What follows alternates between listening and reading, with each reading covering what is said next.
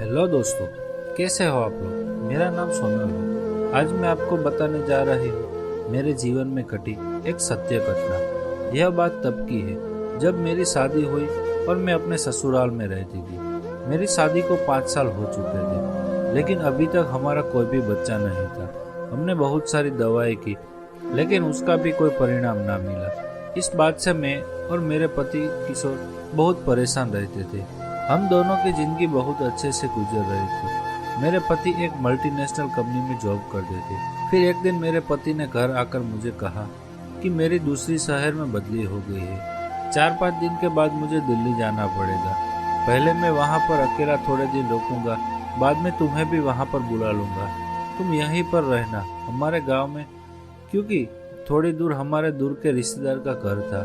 तुम्हें यहीं पर अच्छे से रह पाओगे, क्योंकि वहाँ दिल्ली में इतने बड़े शहर में तुम अकेले घर पर नहीं रह पाओगे, क्योंकि मैं सुबह जाऊंगा और रात को कब आऊंगा वह फिक्स नहीं रहेगा। इसीलिए आज वह दिन आ गया था जब किशोर दिल्ली चले गए। धीरे धीरे समय निकलता जा रहा था। वह दिल्ली से महीने में एक बार आया जाया करते थे। ऐसे ही 1 साल बीत गया। एक दिन सुबह जब मैं उठी, मुझे मालूम नहीं क्या हुआ, मेरा शरीर चकराने लगा और मैं नीचे जमीन पर गिर गई। यह सब मेरे पड़ोस में रहने वाले लोगों ने देखा। वह लोग मुझे तुरंत हॉस्पिटल ले गए और उन्होंने किशोर को भी फोन कर कर बुला लिया था। उस रात को ही वह घर पर आ गए थे। उन्होंने मुझे पूछा कैसे हुआ। फिर मैंने बताया कि मुझे भी मालूम नहीं था क्या हुआ। किशोर ने डॉक्टर से बात की तो डॉक्टर ने बताया कि कोई मेजर प्रॉब्लम नहीं है, बस खाना सही समय पर ना खाने की वजह से चक्कर आ गए थे। किशोर 2 दिन तक घर पर रहे। अब उनका मुझे छोड़कर अकेले जाने का दिल नहीं कर रहा था, और करे तो वह भी क्या, क्योंकि उन्हें दिल्ली जाना ही पड़ा। और वह जाते हुए मेरे दूर के रिश्तेदार हमारे गांव में रहते थे, उनके लड़के को मेरे साथ रहने के लिए बोल कर गए। थोड़े दिनों ऐसे ही गुजरते रहे। फिर एक बार फिर से मेरी तबीयत सही नहीं लग रही थी। तब सचिन मुझे हॉस्पिटल ले गया। सचिन वही है जो हमारे दूर के रिश्तेदार का लड़का है। वह मेरा बहुत अच्छे से ख्याल रखता था। वह भी पूरा दिन घर पर ही रहता था, क्योंकि एक तो मेरी तबीयत सही ना थी और दूसरा उसकी स्टडी खत्म हो गई थी और वह घर पर ही अपनी गवर्नमेंट जॉब के लिए एग्जाम की तैयारी कर रहा था। अब मेरी और सचिन की बहुत अच्छी जमती थी। जब तक रात को मैं दवाई लेकर सो ना जाऊं, तब तक वह मेरे पास बैठा रहता था। अब मेरी तबीयत में कुछ ठीक लग रही थी। एक दिन मुझे हॉस्पिटल चेकअप के लिए जाना था।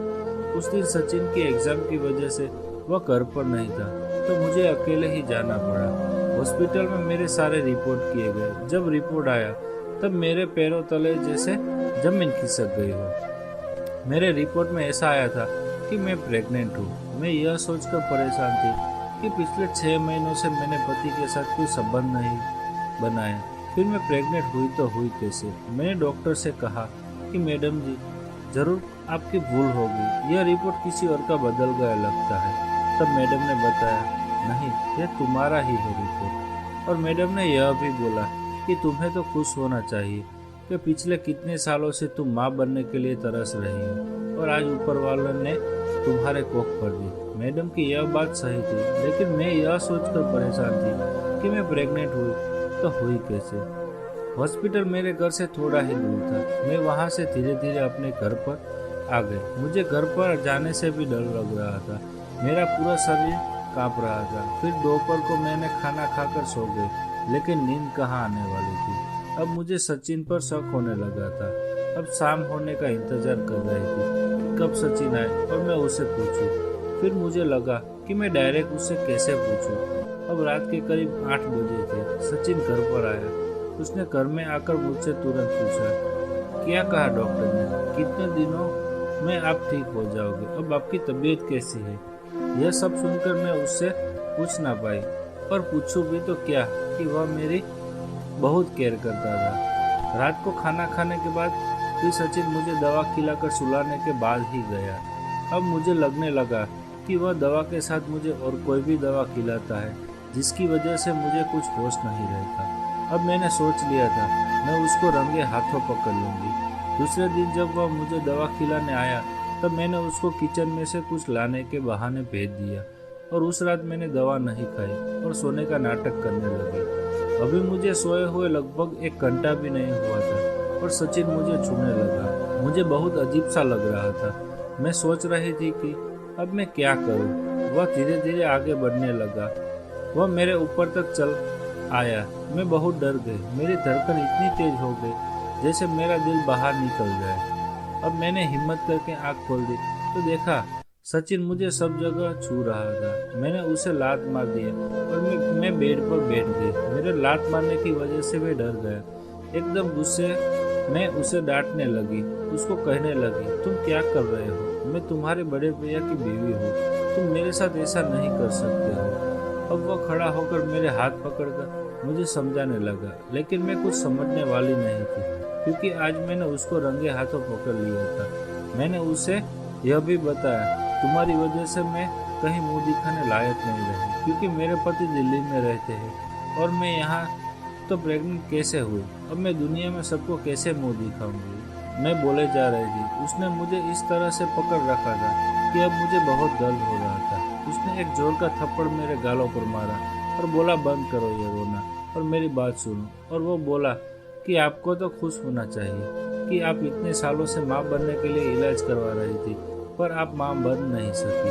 आपको तो मेरा धन्यवाद करना चाहिए कि मैंने आपकी हेल्प की है।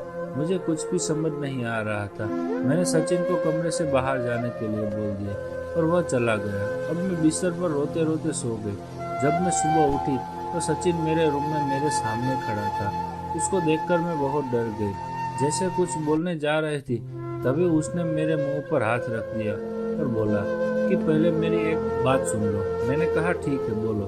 तब उसने कहा कि मैं जैसा कहूँ वैसा आप करो तो आपको भी खुशी मिलेगी और भैया को भी खुश हो जाएंगे। यह सुनकर मैं भी सोच में पड़ गई, यह कैसे हो सकता है। फिर मैंने उसको पूछा, बताओ तुम्हारे दिमाग में क्या चल रहा है। तब उसने बताया कि आप एक काम करो, भैया को 2 दिन के लिए यहाँ बुला लो और फिर आप साथ में रहना क्योंकि उसके बाद जब भैया चले जाएंगे तब आप थोड़े दिनों बाद उनको बताना कि अब माँ बनने वाली है और अब यह आप पर कोई शक नहीं करेगा।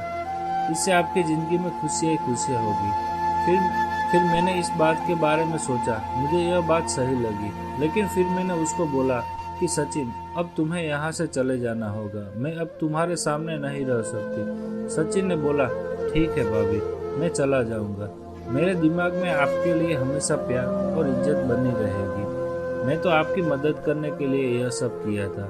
अगर मुझसे कुछ भूल हो गई हो तो मुझे माफ़ करना। अब उस बात को हुए 2 साल हो गए हैं। मेरे घर में एक नन्ही सी लड़की का जन्म हुआ था। अब मैं और मेरा पूरा परिवार दिल्ली में एक साथ रहते थे और खुश भी है। तो दोस्तों बताओ कैसे लगी आपको यह मेरी कहानी। क्या मैंने अपने पति से यह बात छुपाकर सही किया या गलत? प्लीज़ कमेंट करके बताना, क्योंकि मैंने यह बात पति को इसलिए नहीं बताई क्योंकि वरना 2 परिवार बर्बाद हो जाते। धन्यवाद।